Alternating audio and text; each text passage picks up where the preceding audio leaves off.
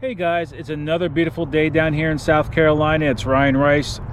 Today I want to go over with you guys the drop shot. I've done this before, but now that it's colder and the water's colder, I really utilize this bait right now.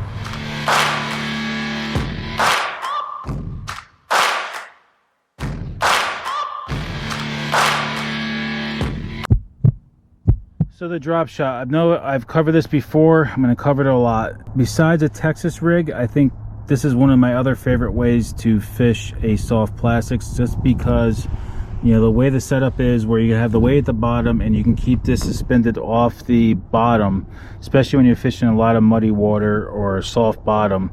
You know, a Texas rig kind of digs in a little bit and just covers that bait, and you know, the fish don't see that. All they see is a big mud ball moving around.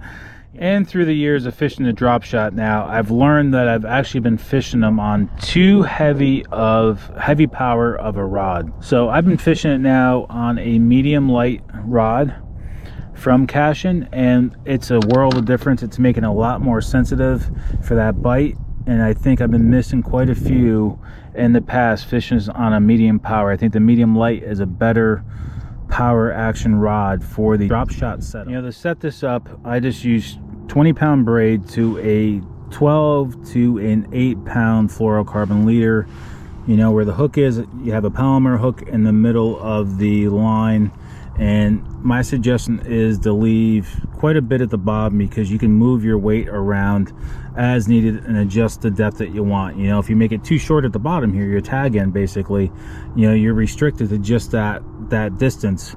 So make it longer at the bottom. Even if you make it 3 feet long, you can cut off the excess, but make sure that you keep your hook, you know, up higher.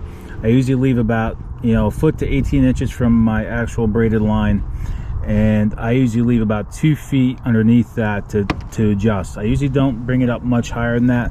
Unless I'm fishing really deep water where I want it 3 or 4 feet off the bottom, then I'll adjust that. But most of the time I'm fishing this with about 2 feet underneath the actual hook itself, and about a foot to 18 inches to my braid is where my hook sits.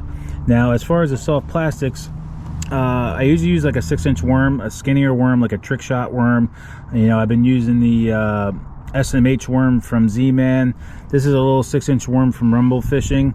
So I've been trying out, like, you know, different brands lately with my soft plastics, and, you know, basically spreading the wealth around. You know, this is a smaller company out of Maryland, and I'm just trying to support them as well. And I've ordered quite a bit from them lately, you know, including their underspin jigs and a lot of their soft plastics and their swim baits.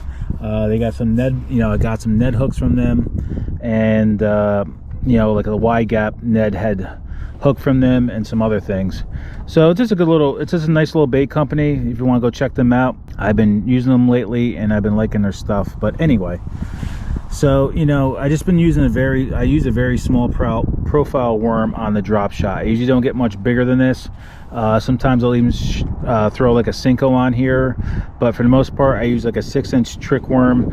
It's a skinnier profile worm, and it has a lot of buoyancy in the water, and it's just, you know, you get that little bit of flutter at the end like this on your drop shot. You know, the drop shot is a good fish finder because you can fish this along the banks, you can fish it down deep.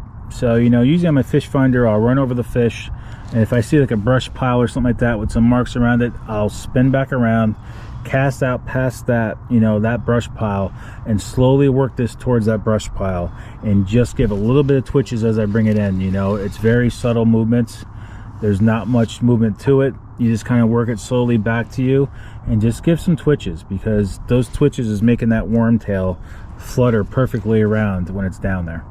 You know, and when you do find your fish with other baits, it's a good follow-up bait as well. You know, you got that crankbait or that chatterbait or that underspin or whatever going by it, and once you catch a fish on that, I will follow up with either the Texas rig or the drop shot.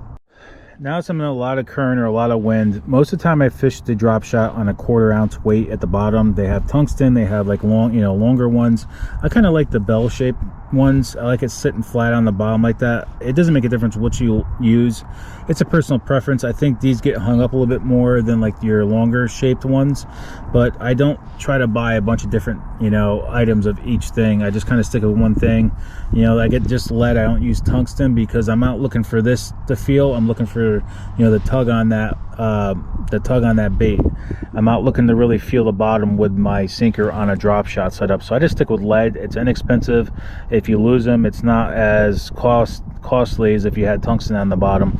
But you know, I do have 3/8. I usually carry 1/4 ounce and 3/8, but most of the time I use 1/4 ounce. Now unless it's really windy out, and then I'll use that 3/8. I usually don't go heavier than 3/8 on my drop shot. And like I said, important before, I think, is to fish this on a medium light rod setup. I think you feel more sensitivity of that fish just nibbling at the end of that worm over a medium power or a medium heavy power. As far as the hook, I use a 2-aught drop shot hook from Gamakatsu. You know, you can use any brand you want. I just been using Gamakatsu now since I pretty much started fishing, and I don't change usually.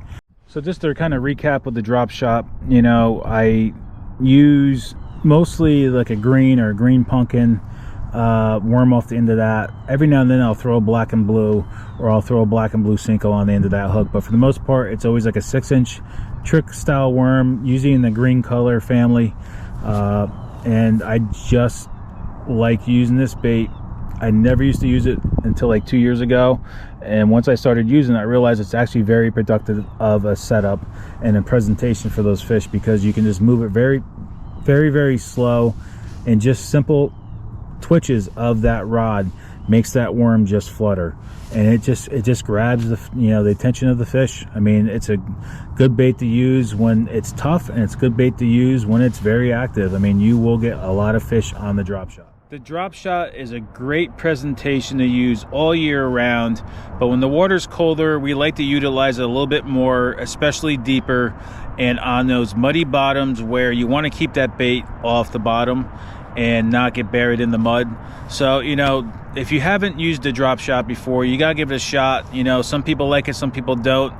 It's a very easy setup, and it catches fish.